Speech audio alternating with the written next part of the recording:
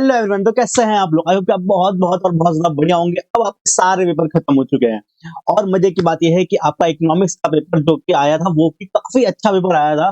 तो अब आप लोग चाहते हैं कि एक बार आप उसका आंसर मैच कर लें और आप अपने मार्क्स का पता लगा लें। तो चलिए बिना किसी देरी के मैं आपको पूरा इकोनॉमिक्स पेपर सॉल्व करवाने वाला हूँ यहाँ पर, और बिल्कुल एकदम ऑथेंटिक मैनर में सारे सवालों का बिल्कुल सही जवाब आपको मिलने वाला है। क्योंकि बहुत सी जगह पर हम देखते हैं कि क्लैशेस होते हैं कि वही कोई कह रहा है कि ये आंसर है, कोई कह रहा है कि ये आंसर है। कभी-कभी तो कोई 2 टीचर्स या 3 टीचर्स आपस में भिड़ जाते हैं कि कहते हैं नहीं इसका आंसर ये है, उसका आंसर वो है। हम बिल्कुल एकदम ऑथेंटिसिटी के साथ एकदम पूरे अ, उसके साथ अपने एक्सपेरिमेंट के साथ ऑथेंटिसिटी के साथ और बिल्कुल पूरे तरीके से रिलायबल आंसर आपको बताने वाले हैं। एक-एक आंसर बिल्कुल सही होगा। आप इस पे 100% रिलाई कर सकते हैं। चलिए बिना किसी देरी के फटाफट से आगे बढ़ते हैं। मैं एक चीज़ का डिस्क्लेमर दे देता हूँ। मैं यहाँ पे कुछ भी समझाने नहीं वाला हूँ क्योंकि आप लोगों के एग्जाम हो चुके हैं और आप भी चाहते हैं कि फटाफट से बस आपको क्या पता लग जाए, आंसर पता लग जाए, आप अपने आंसर को मैच कर ले। यहाँ पे आपको कॉन्सेप्ट तो नहीं सीखना है। और क्या ये वो बच्चे देख सकते हैं जिनका अब आने वाले एग्जाम में पेपर होगा, यानी मिड टर्म में पेपर होगा? जी हाँ, वो भी इस वीडियो को देख सकता है, एक आइडिया लगा सकते हैं कि किस हिसाब से पेपर आता है, कितना टफ आता है, कहाँ-कहाँ से ऐसे क्वेश्चन पूछे, किस प्रकार के क्वेश्चन ऐसे पूछ सकता है, उनको ओवरव्यू लग जाएगा और जिन्होंने थोड़ा बहुत पढ़ भी लिया है, तो उनका रिवीजन भी हो जाएगा। तो चलिए सब लोग एक बार फटाफट से अपने आंसर को देखते हैं। तो अब ये जो मेरे पास जो क्वेश्चन पेपर है, जिस बच्चे ने क्वेश्चन पेपर भेजा है, वो क्वेश्चन और आपके क्वेश्चन पेपर जो होंगे वो आंसर वो सॉरी वो जो क्वेश्चंस हैं वो ऊपर नीचे हो सकते हैं। यहाँ पे जो क्वेश्चन नंबर 1 है आपके में हो सकता है क्वेश्चन नंबर 100 हो, क्वेश्चन नंबर 50 हो, क्वेश्चन नंबर 13 हो, क्वेश्चन नंबर 46 हो, कुछ भी हो सकता है। बट क्वेश्चंस सारे सेम रहेंगे। हाँ, वो जो क्वेश्चन ऊपर नीचे होंगे वो रहेंगे। तो आप अपने हिसाब से अपने क्वेश्चन नंबर देख सकते हैं उस चीज को। बाकी मैं फटाफट से शुरू करता हूँ। और दूसरी बात, हम बहुत फास्ट मैनर में जाने वाले हैं। मैं सब आंसर बताऊंगा, ज्यादा लॉजिक ज्यादा ज्यादा उन चीजों पे नहीं जाएंगे, कॉन्सेप्ट पर। हाँ, एक दो जगह है जहां पर मुझे लगेगा मैं आपको डिटेल में बता दूं थोड़ा सा, ठीक है? चलो, first question, the nominal GDP is same as real GDP, GDP as less depression, GDP at current price या जीडीपी एट कांस्टेंट प्राइस। तो इसका आंसर होने वाला है option number C, GDP at current price. सीधी बात है ये तो जी। फिर उसके बाद आता है question number 2, the investment multiply is defined as a ratio. Investment multiplier के बारे में पूछा है। क्या क्या ऑप्शन हमारे पास है? Change in investment due to change in saving, change in demand due to change in investment, change in consumption due to change in investment and change in national income due to change in investment। तो question number 2 का जो answer होगा वो होगा question number option number D. ये जिन लोगों ने बच्चों ने पढ़ा होगा उनको बहुत सिंपल लगा होगा। पहला क्वेश्चन ही कितना सिंपल है इस क्वेश्चन पेपर का। आपके में जो दूसरा सेट होगा वो हो सकता है क्वेश्चन नंबर 17 हो, 18 हो, कुछ भी हो सकता है, ठीक है? तो क्वेश्चन नंबर 1 का सी, क्वेश्चन नंबर 2 का आंसर डी। डायरेक्ट क्वेश्चन है वैसे ये तो, और ये फॉर्मूला बेस्ड क्वेश्चन है। जिन्होंने पढ़ा होगा उनको समझ आएगा, ये सीधा फॉर्मूला से ही उठा के दिया है। Question number 3, the ratio of total consumption to total income. अब क्या उसने उसने बोला ratio of total consumption to total income. उसने यहाँ पे चेंज वर्ड का इस्तेमाल नहीं करा, उसने चेंज नहीं बोला। अगर चेंज और लगा देता तो आंसर हो जाता एमपीसी। मतलब ये तो नहीं है। मेरी बात हुई एक दो बच्चों से, उन्होंने जल्दबाजी में एमपीसी टिक कर दिया। तो एमपीसी नहीं दोस्त, इसका आंसर क्या है? ऑप्शन नंबर ए, सी। अब आगे चलते हैं।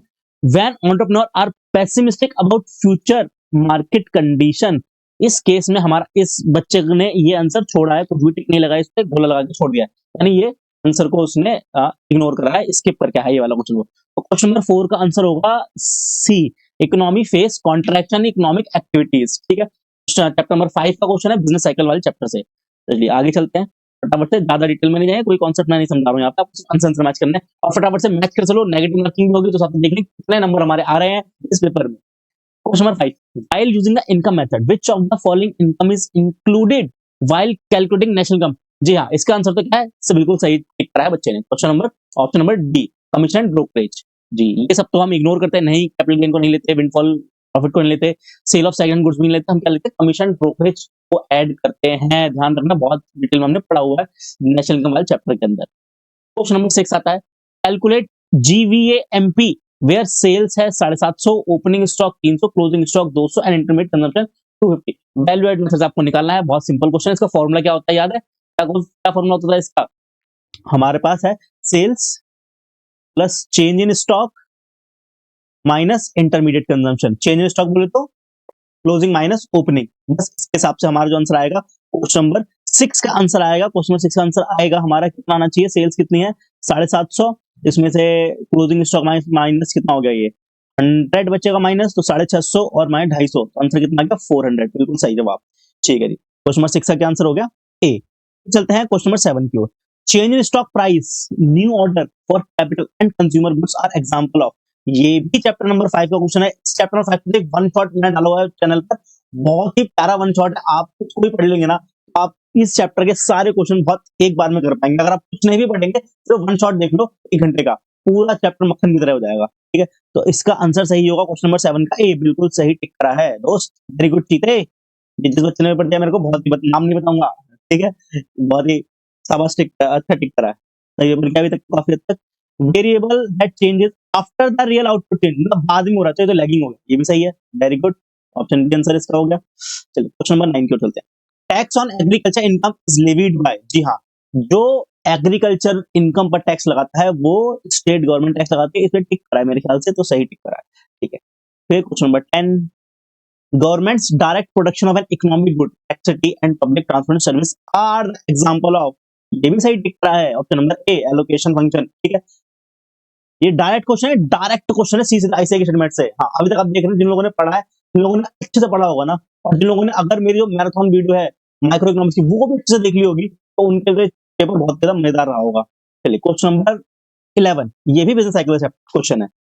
विच of the following is not a character of business cycle, बताओ जी कौन सा बिजनेस साइकिल का फीचर नहीं है। दे अकर पीरियडिकली, हाँ पीरियडिकली होता है। They are recurrent, they occur at regular interval, they have distinct phase of expansion, peak, contraction and trough. अच्छा, क्वेश्चन नंबर 11 का सही आंसर क्या है हमारे पास? सी, यस, दे आर रेगुलर। क्या रेगुलर इंटरवल पर होता है? नहीं, 2 महीने बाद, हर 2 महीने बाद हमारे पास वो फेजेस चेंज होते हैं? नहीं होते। फिक्स थोड़ी कब होगा भाई, हो सकता है किसी का इंटरवल, किसी एक फेज का समय बहुत ज्यादा रहे, तो ये तो सिंपल सी बात है। तो ऑप्शन नंबर सी बिल्कुल सही चुना है चीते ने। वेरी गुड चीते दोस्त। चलो question number 12, which of the following is not an internal cause of business cycle. एक और बिजनेस साइकिल का क्वेश्चन बताओ, इधर 4 क्वेश्चन तो बिजनेस साइकिल के हो ही गए। चलो अब देखते हैं, पूछा इंटरनल, कौन सा इंटरनल नहीं है, नॉट लिखा है यहाँ पे, कौन सा इंटरनल नहीं है।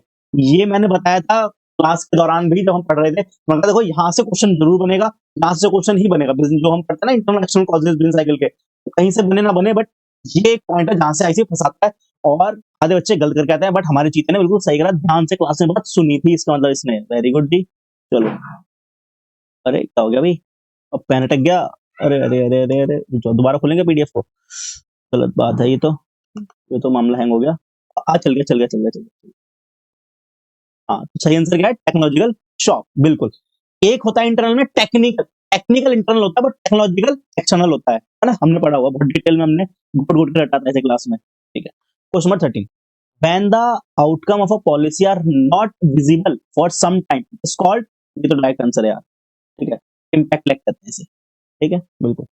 चलो question number 14, the excess of government total expenditure, total expenditure ज्यादा है ओवर दिस टोटल रिसीट, बात इसको यहाँ पे टोटल रिसीट एक्सक्लूडिंग बोरिंग, ये तो सीधा फिस्कल डेफिसिट का आंसर है। ठीक है, receipt of neither create any liability nor cause any reduction in the asset of government are called.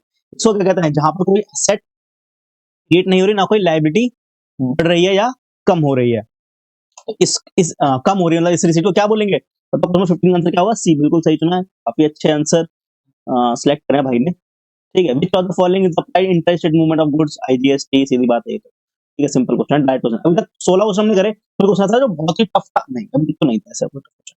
Progressive direct tax system, progressive tax का मतलब क्या होता है? ये आगे आपका प्रोग्रेसिव और रिग्रेसिव का इसको मीनिंग पता है, हमने क्लास में इसमें मतलब सीखा था। प्रोग्रेसिव का मतलब होता है, रिग्रेसिव का मतलब होता है। प्रोग्रेसिव टैक्स का मतलब होता है कि भाई जिनके पास कैपेबिलिटी है ज्यादा पैसा देने की, जिनकी ज्यादा इनकम है, इन शॉर्ट उनसे ज्यादा टैक्स लो, जिनके पास कम है उन पे कम टैक्स लो। ये होता है प्रोग्रेसिव। और रिग्रेसिव होता है जैसे जैसे जीएसटी, जो भेदभाव नहीं करता, सबके बराबर टैक्स होंगे। तो देखो इसका आंसर होगा economic growth with stability, because it distribute the burden of tax unequally. Okay, those who have greater ability to pay contribute, ये आ गया, greater ability to pay contribute more and the tax burden is distributed fairly among the population.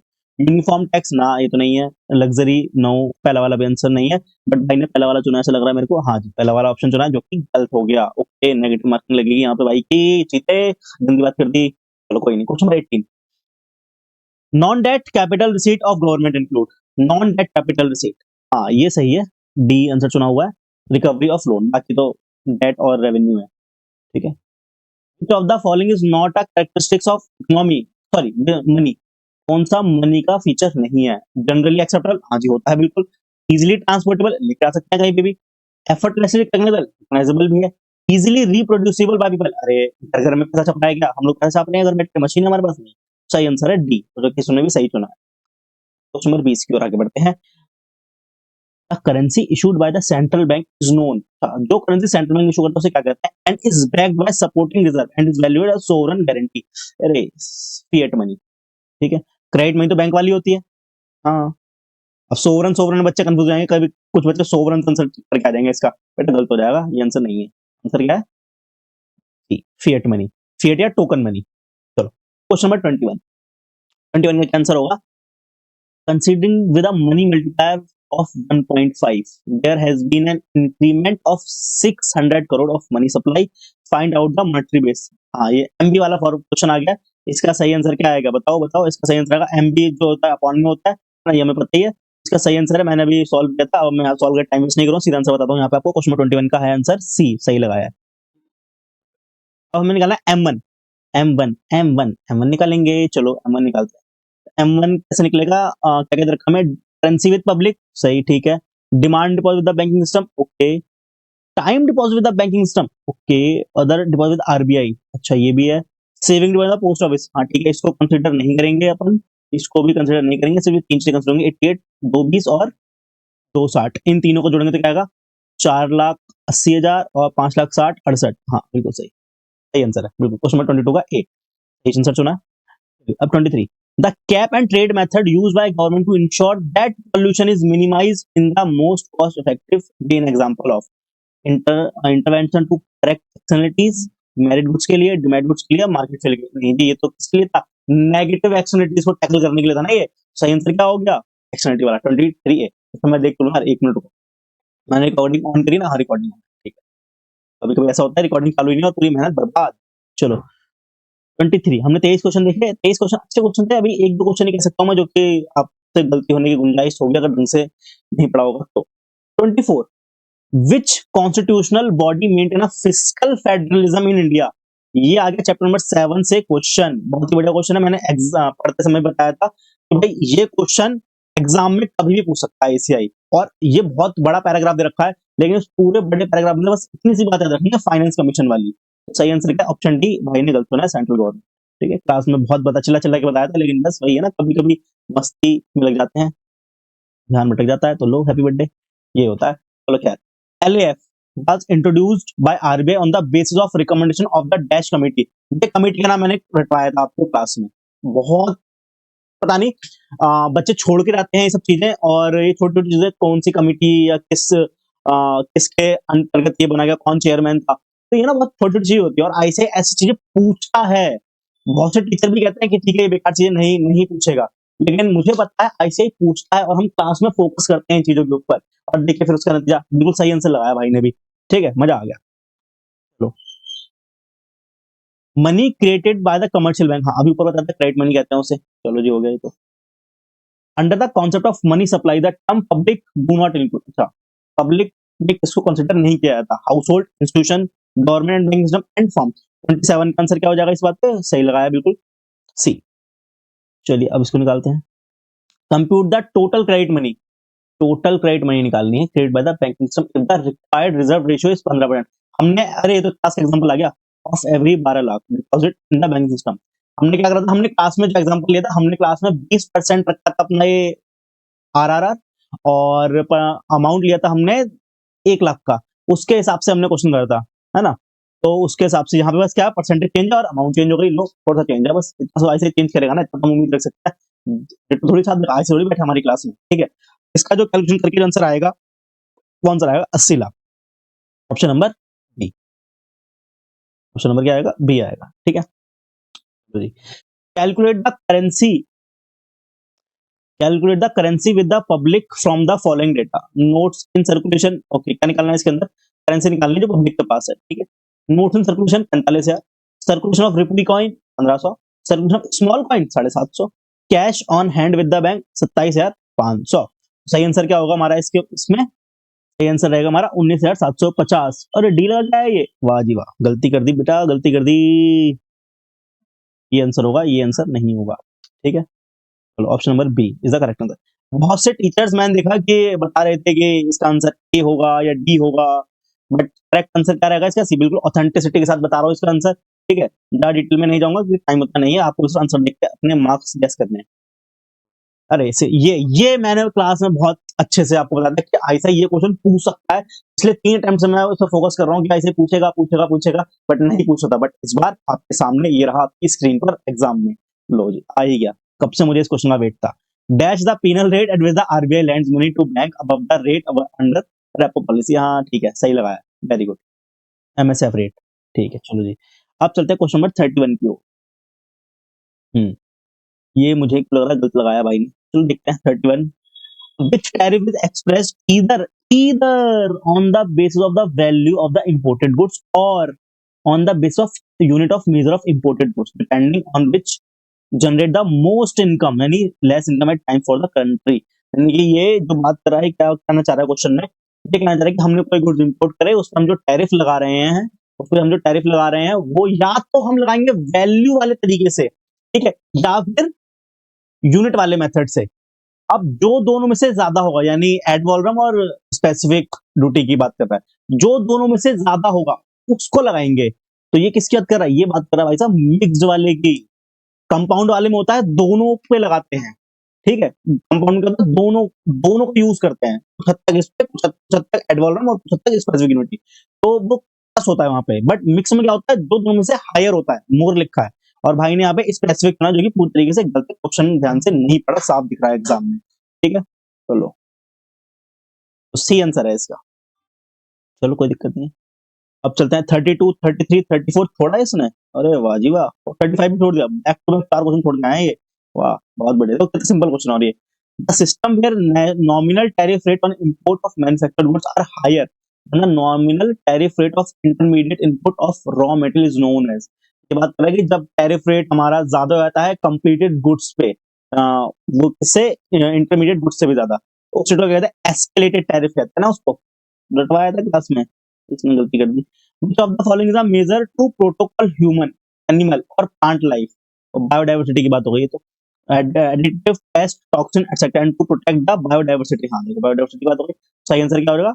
Sanitary and साइटोसैनिटरी measures, ठीक है?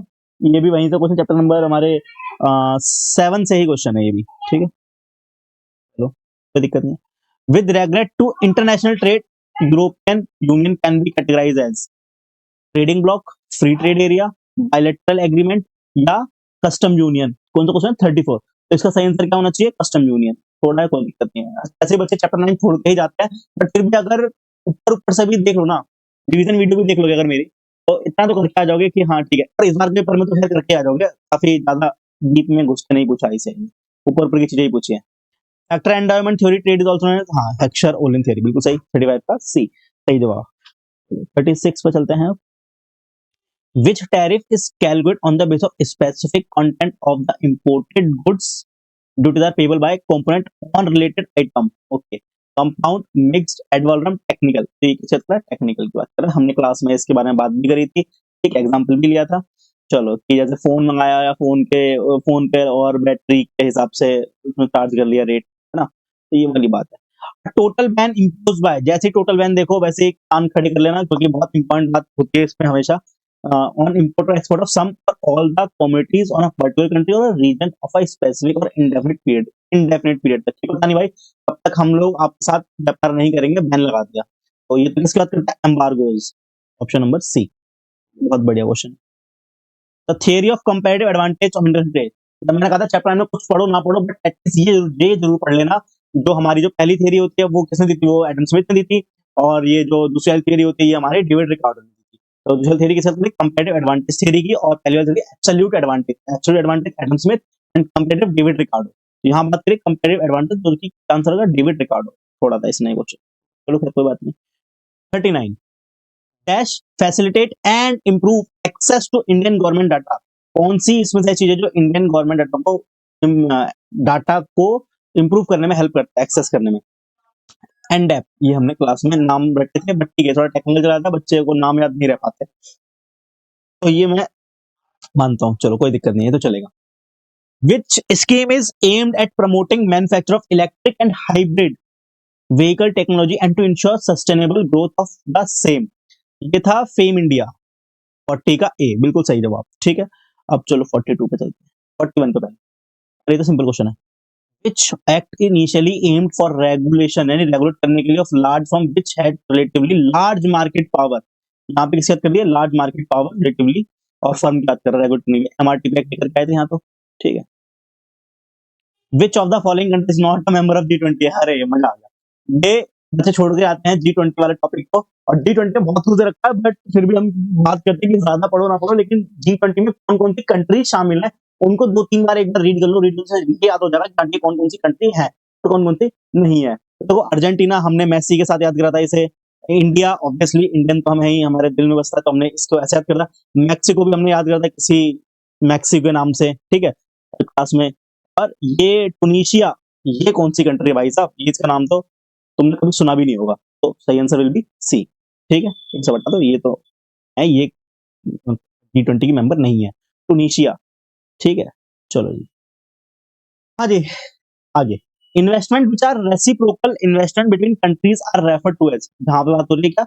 Reciprocal investment between countries, यानी कि हमारा भी और आपका भी, तो ये तो टू वे डायरेक्ट एफडीआई होगी, two way direct foreign investment.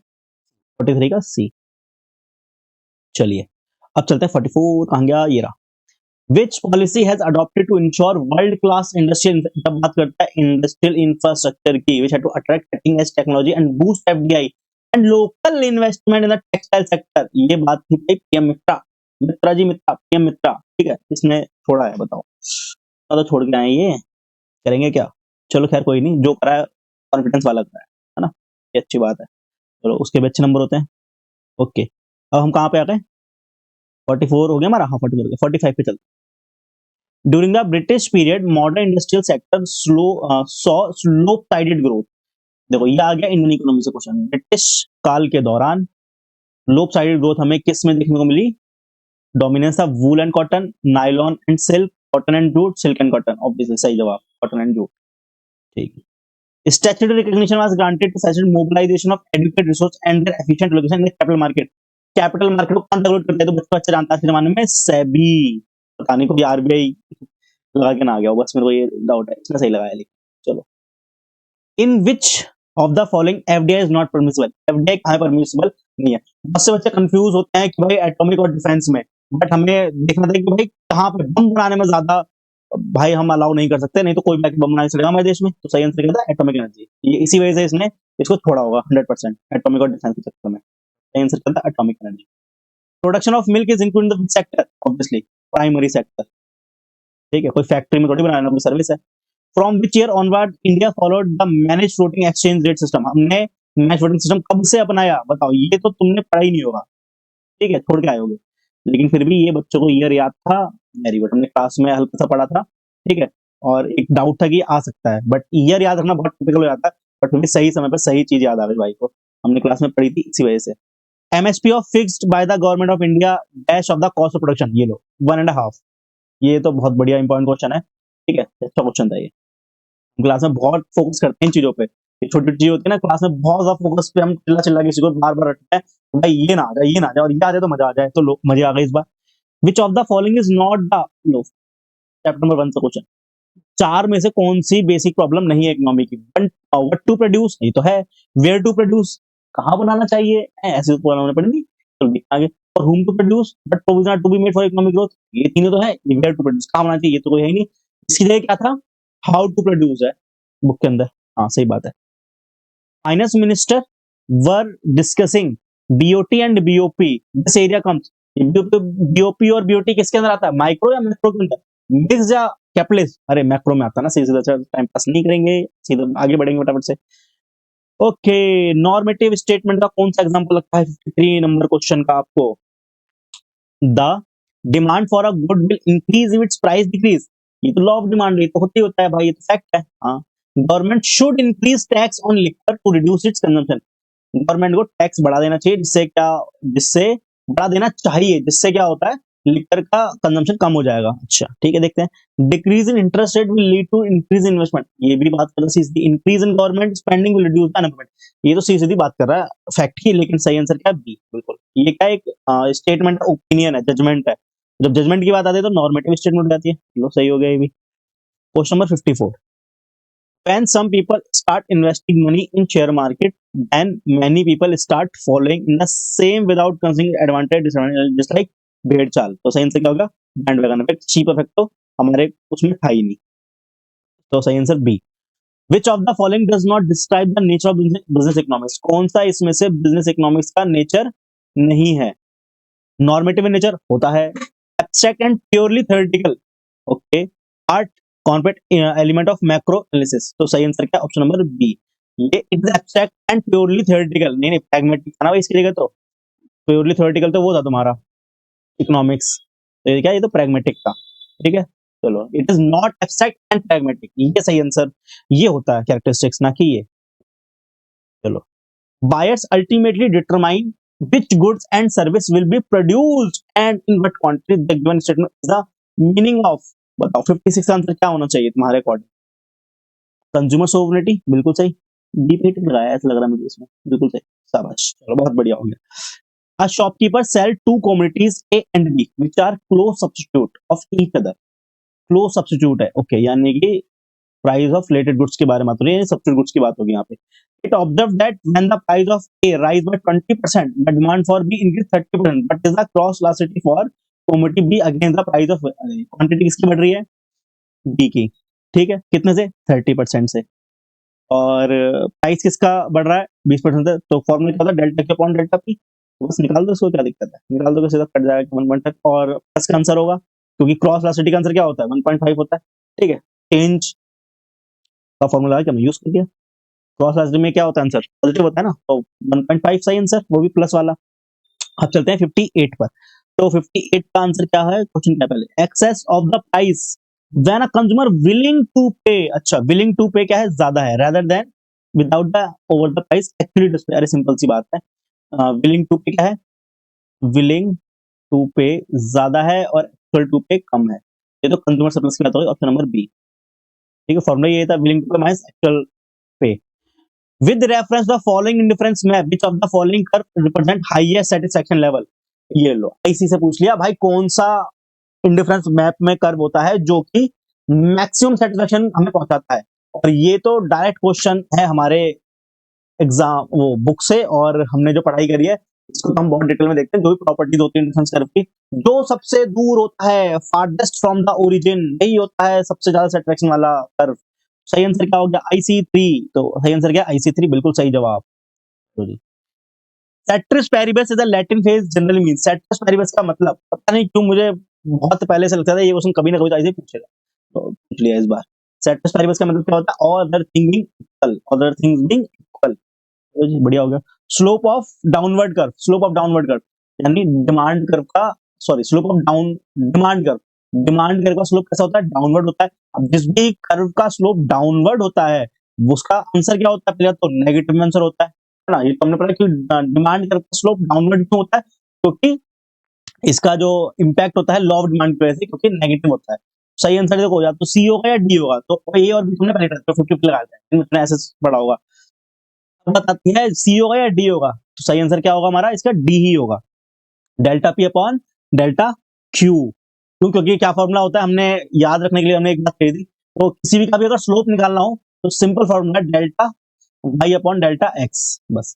आप किसी का भी स्लोप निकाल सकते हैं। अब न्यूमेरिकल में पूछो तब हम निकाल सकते हैं। तो देखो अब कर्व कैसे बनता है, ये एक्स एक्स हमारा ये होता है, वाई एक्सेस ये होता है, ये वाई एक्सेस होता है। तो बस delta Y upon delta X, तो यानी इधर प्राइस लिखते हैं और इधर क्वांटिटी लिखते हैं। तो लो, डेल्टा पी अपॉन डेल्टा, तो और डिमांड की बात कर रहा है तो नेगेटिव होता है, तो इसलिए ये वाला answer.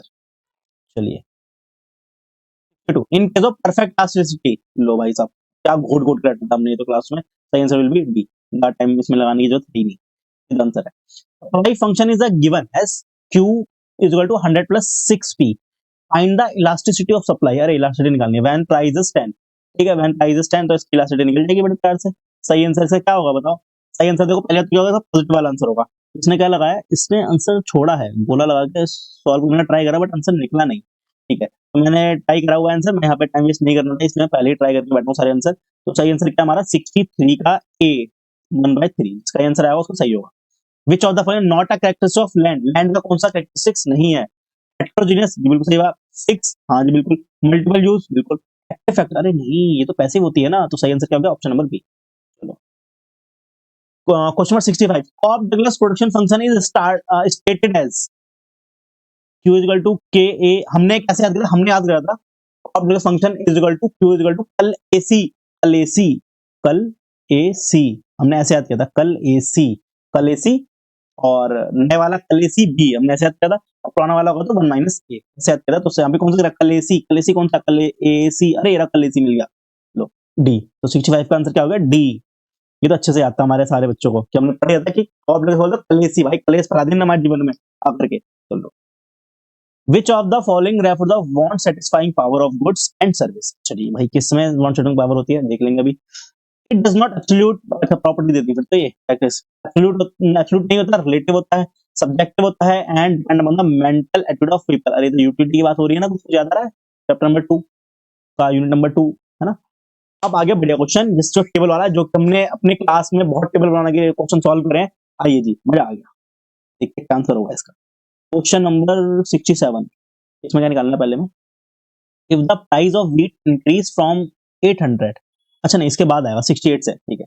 Price of wheat increase 1800 पर क्विंटल टू 2200, अच्छा प्राइस बढ़ गया 1800 से 2200, ठीक है, तो प्राइस में चेंज आ गया कितने का, 400 का। और consequent the quantity supplied rice from 2000 से 3200, ओके क्वांटिटी बढ़ गई हमारी कितनी, 1200 की। तो बस इलास्टिसिटी सीरीज का कौन सा है भाई साहब, इसमें तो क्या ही दिमाग लगाना था, आप डायरेक्टली आंसर निकाल सकते हो उसका 67 का, तो डायरेक्टली आंसर क्या आएगा 67 का, 2/7 और 2.7, हाँ सही जवाब है बिल्कुल। चलो जी अब चलते हैं आगे, आगे आगे आगे आगे, चलो हाँ अब आगे टेबल वाला question, labour TP AP MP, okay production वाले चैप्टर से क्वेश्चन है, क्या निकालना है, एपी निकालना है व्हेन लेबर इज 6, अच्छा इस वाले का हमें एपी यहाँ पे निकालना है, ये निकालना है, तो ये निकालने का तरीका है, देखो सबसे पहले सिंपल करते हैं, यहाँ पे क्वांटिटी 5 लेबर पे 52 है ना। अब इसमें 52 में अगर मैं 8 प्लस कर दूंगा, पहले मैं इसको हटाता हूँ, देखो 52 में क्या करें, ये वाला 8 प्लस कर देंगे एमपी वाला, तो हमें क्या मिल जाएगा, हमें टीपी मिल जाएगा, यानी हमें 60 मिल जाएगा, है ना, 60 आ गया, 60 को डिवाइड करेंगे 6 से तो क्या आ जाएगा, यहाँ पे 10 आ जाएगा, सही आंसर क्या होगा 10, सही लगाया, वेरी गुड। अब इसके बाद आगे चलते हैं, what will be the TP when quantity of labor is 4, अब आगे चलते हैं, अब हमें टीपी निकालना है 4 पर, तो इसको हटा देते हैं, अब हमें टीपी निकालना है 4 पर, यानी यहाँ पे हमें ये निकालना है, इसमें 44 निकालना है, देखते क्या आता है, ठीक है, तो चलो और निकालें, 52 ये है, ठीक है जी, 52 ये है, अब मुझे एक चीज बताओ इसके अंदर, उससे भी पहले, अरे हम तो ऐसे निकाल लेंगे ना, ये लेबर 4 है हमारे पास और हमें एमपी गिवन है, लो एमपी गिवन है, अब मैं इससे मल्टीप्लाई कर दूं एमपी की, 11 इंटू 4 कितना हो गया 44, लो सीधा आ गया टीपी तो हमारा, क्योंकि ये तो फॉर्मूला होता है हमारा, है ना। एमपी कैसे निकलता है, change in TP divide by change in quantity, MP कैसे निकलता है, change in TP divide by change in quantity, बस ऐसे भी निकलता है, और हमें वही पता है कि टीपी एन माइनस वन, यहाँ पे ये वाला फॉर्मूला लग जाएगा आराम से, बड़ा आराम से, कौन सा फॉर्मूला लगा लो, मल्टीप्लाई करके निकाल लो, तो कितना आ गया ये 44 आ गया, ठीक है 44, ये आ गया हमारा बढ़िया करके। अब सी में क्या निकालना है हमें, चलो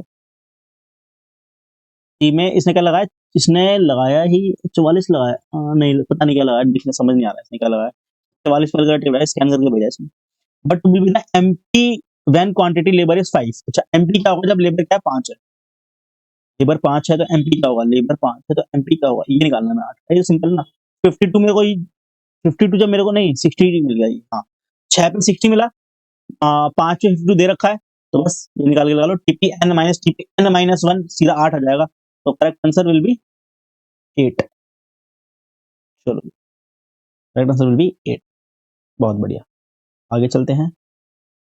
अब आते हैं क्वेश्चन नंबर 71 पे, 71 पे, initially a firm enjoy dash scale and beyond a certain limit it suffer from dash of scale, अच्छा जी क्या कर रहा है, initially firm enjoy dash scale and beyond a certain limit it suffer dash, okay, internal economies and internal diseconomies, external economies and external diseconomies, internal diseconomies and internal economies, external diseconomies and external economies, 71 का correct answer क्या होगा, ए होगा भाई साहब, ठीक, initially हम internal economies and beyond a certain limit it suffer from internal diseconomies, पहले internal economics के मजे लो, फिर बाद में इंटरनल डिसइकोनॉमीज के सफर करो।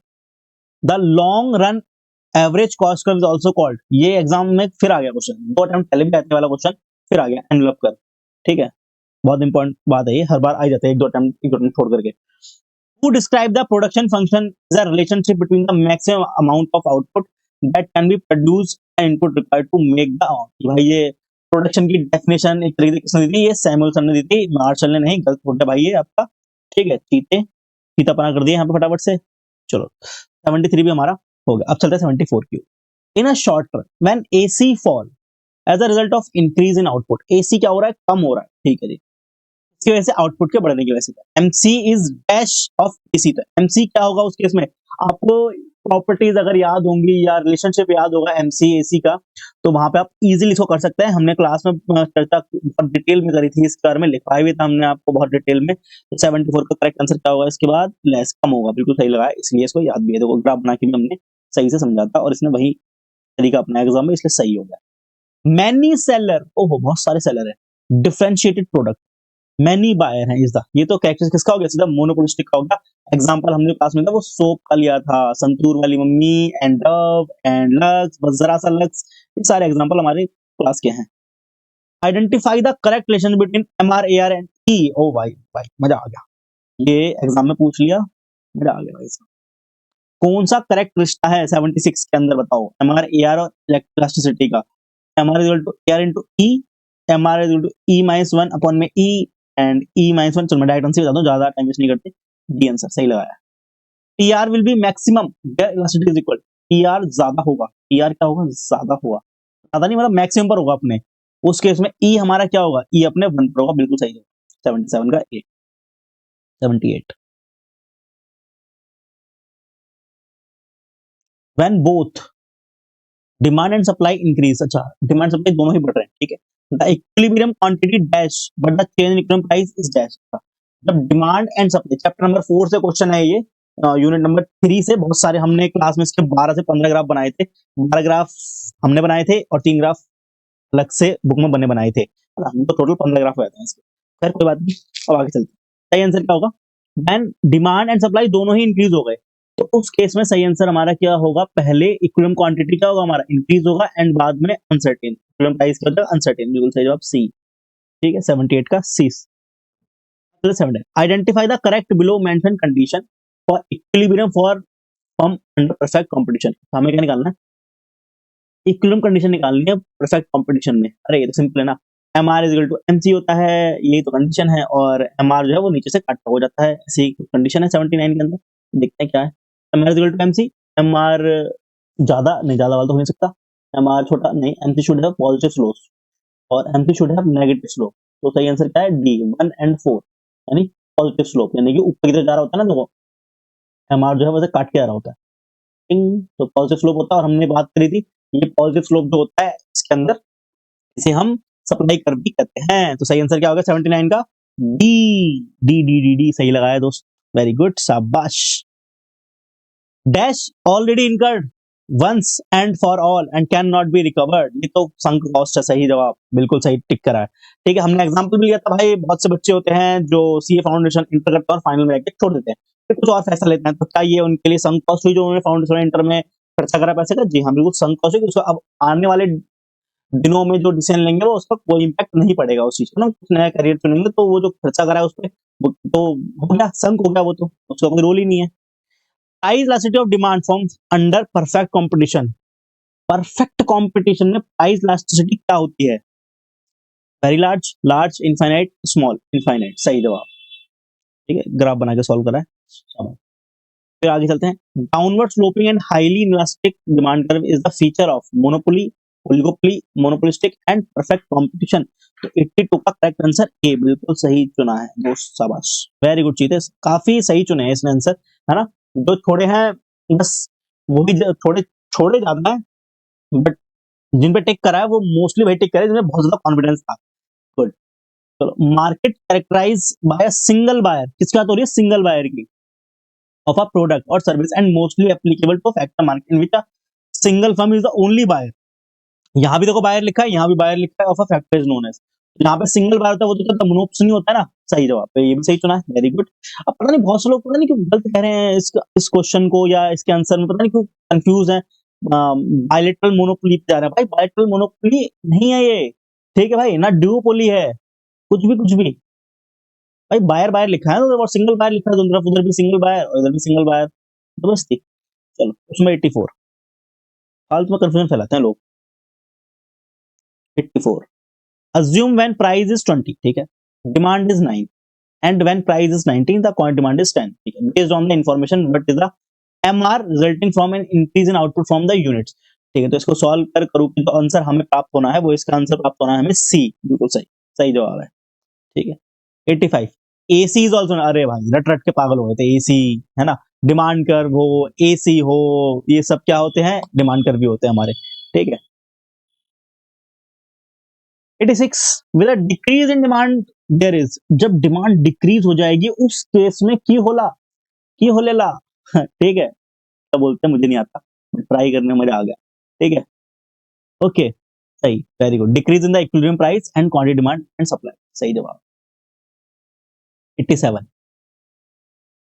when perfect competitive firm earn dash it AR are more than its AC, when perfect competition firm earns, अच्छा जब perfect competition firm earn करे तो AR क्या होता है हमारा, ज्यादा होता है AC से, तो उस केस में, अरे ये तो सिंपल है, तो वो लिखवाया था ये मैंने कहा था बस इसमें से प्रॉफिट वाले केस में बुक में बहुत कुछ लिखा हुआ है फालतू का झंझट, तो बस याद रखना, AR जब ग्रेटर होगा AC से, AR जब बराबर होगा AC के, और AR जब छोटा होगा AC से, बस इतना सा याद होगा किसी को तो उसका सही होगा। ये होता है सुपर नॉर्मल प्रॉफिट, ये होता है नॉर्मल प्रॉफिट, और ये होता है लॉस वाली सिचुएशन। क्या होगा, क्या बोला उसने यहाँ पे, AR ज्यादा है, मोर है इसी, तो क्या होगा सुपर नॉर्मल, सही आंसर क्या होगा ए, बिल्कुल देखो ये याद करा भाई ने भी, गुड, ठीक है, जिसे अब नॉर्मल प्रॉफिट भी कहते हैं।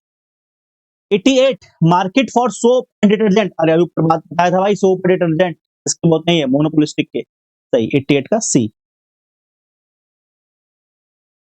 The consumption function is a functional relationship between, consumption function relation है भाई किसका, aggregate consumption and, consumption function aggregate consumption and disposable income, aggregate demand, aggregate supply and saving, क्या लगता है 89 का क्या आंसर है, बिल्कुल सही जवाब है, एग्रीगेट डिस्पोजेबल इनकम यानी वाई, ठीक है।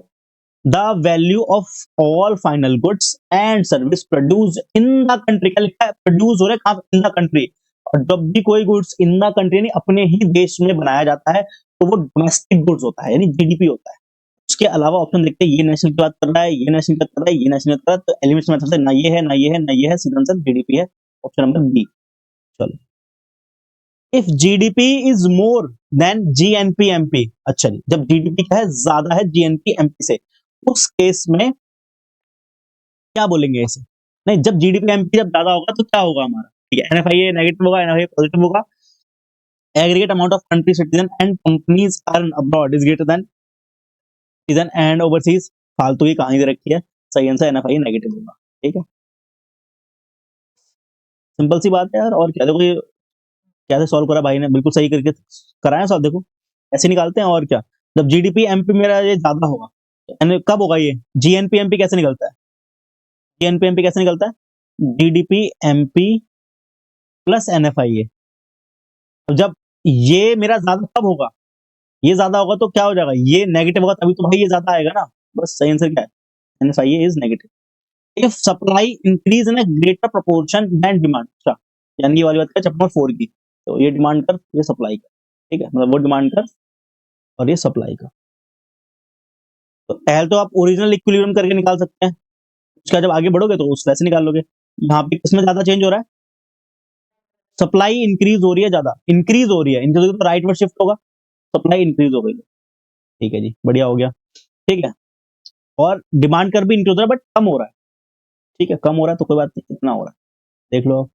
पहले जो कर था वो यहाँ था, अब जो नया वाला चेंज है वो यहाँ पे है, ये देखो क्या फर्क पड़ा इससे, 92 में, the new equilibrium price and quantity will be greater than the original commodity price and quantity, new equilibrium price will be greater than the original equilibrium but quantity will be higher, new equilibrium price and quantity will be less than original equilibrium price, ठीक है, the new equilibrium will be price less than original equilibrium price, ये answer होगा D, ठीक है, चलो 93 इन oligopoly when the industry is denominated by one large firm, एक large firm, it is considered as a leader in the group. It is called a open oligopoly, collusive, partial and syndicated. सही answer क्या? Partial oligopoly. भाई कॉल्यूसिव नहीं है, कॉल्यूसिव में तो पता सब मिलजुल जाते हैं ना।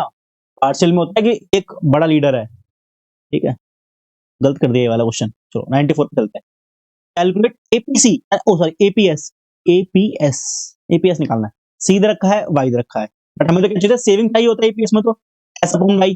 तो हमारे पास कंजम्पशन है और टोटल इनकम है, तो भाई अगर इनकम में से कंजम्पशन हटा दो, सेविंग ही तो बचेगी। तो क्या आ जाएगा? 900 डिवाइड बाय 1200। जब 900 डिवाइड बाय 1200 आ जाएगा तो सही आंसर क्या आ जाएगा हमारा 94 का? सी आंसर आएगा, बिल्कुल सही। चलो बिल्कुल सही तरीके से सॉल्व करा है, गुड। एमपीसी इज, एमपीसी क्या होता है? MPC is zero when the income is zero. अच्छा MPC जीरो होगा जब इनकम जीरो होगी। Okay.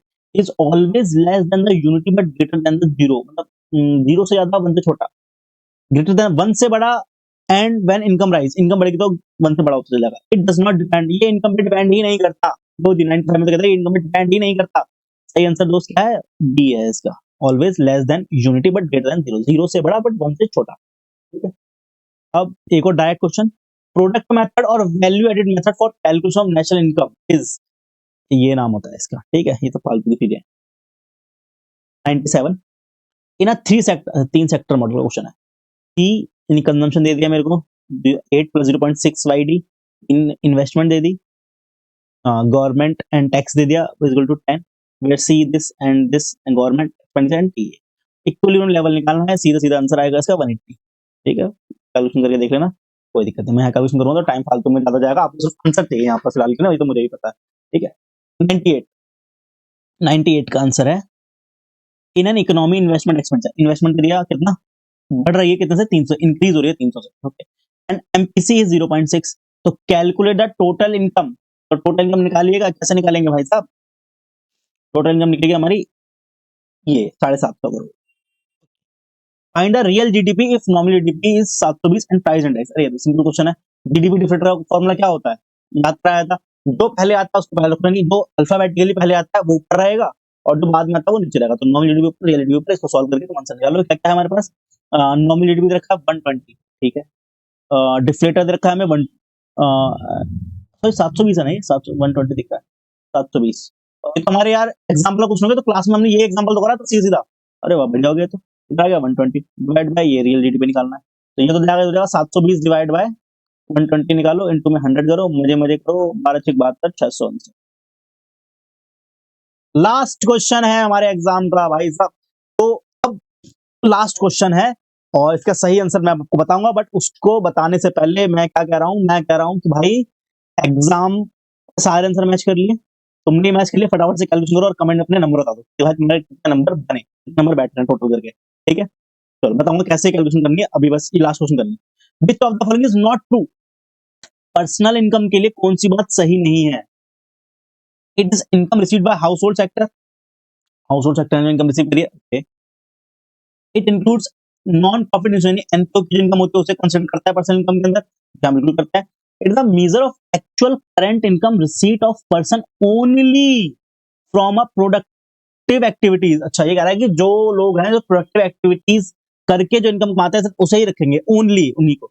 It actual retain earning, ये तो करती है भाई साहब। इसके अंदर ना ओनली वर्ड की वजह से आंसर गलत हो जाएगा आपका, क्योंकि ओनली वर्ड से फोकस करना है, क्योंकि सिर्फ ओनली टोटल इनकम नहीं होती बल्कि ट्रांसफर इनकम को भी कंसीडर किया जाता है। तो करेक्ट आंसर करेगा, और मैं नॉट बताया था, यानी नॉट ट्रू, सी आंसर, ठीक है।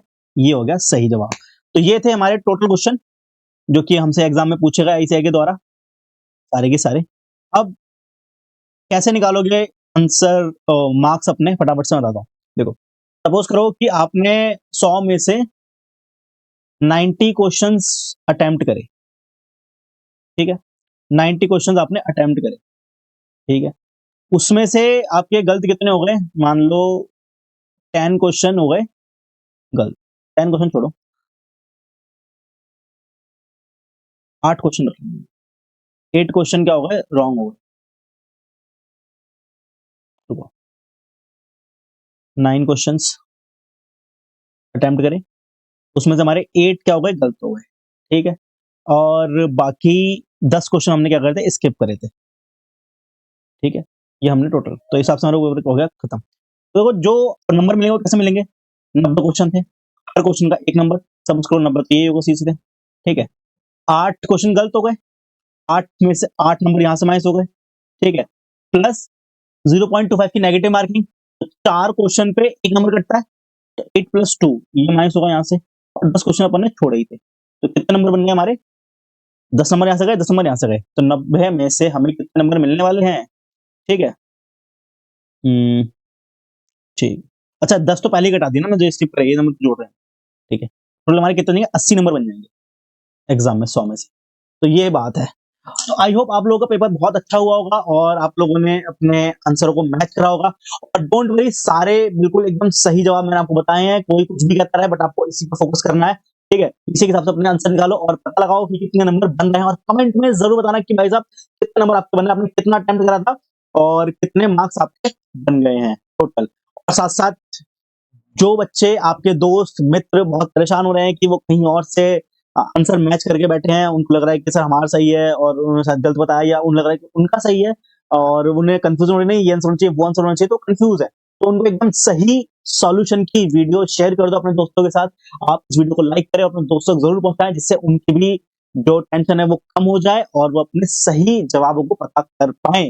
तो ऐसे ही और अच्छी-अच्छी वीडियो देखने के लिए और मोस्टली आपके एग्जाम से रिलेटेड कंटेंट देखने के लिए और लेक्चर्स देखने के लिए आप जुड़े रहिए हमारे साथ। आप चैनल को सब्सक्राइब जरूर कर लीजिएगा और घंटी को भी प्रेस कर लीजिएगा, क्योंकि आगे आने वाले दिनों में जो मिड अटेम्प्ट है उसमें बहुत इंपॉर्टेंट चीज मैं लेकर के आने वाला हूँ। पूरा का पूरा आपको अपडेट मिल जाएगी, आप चैनल को सब्सक्राइब जरूर कर लीजिएगा, क्योंकि एक बहुत बड़ा धमाका मैं करने जा रहा हूँ मे 25 वाले बच्चों के लिए। ठीक है, okay, all the very best, चलो एंजॉय करो। एग्जाम का रिजल्ट आ जाएगा 30-35 दिन के अंदर, 35 से 40 दिन के अंदर, तो जल्दी जल्दी इंटरनेट पहुंच जाओ और all the very best, enjoy your day. ठीक है, मस्ती से सो, खूब मस्ती करो, बहुत नींद आपने खराब करी है अपने एग्जाम के चक्कर में, आराम से उठो 10-10 11-11 बजे तक, मूवीज वगैरह देखो, पार्टी करो। ठीक है, और बस चिल करो। ठीक है, बहुत मेहनत करिए, तो ये डिजर्व करते हो आप कि आप इसके हकदार हो, कि आप मजे भी करो। चलो बाय बाय, टेक केयर।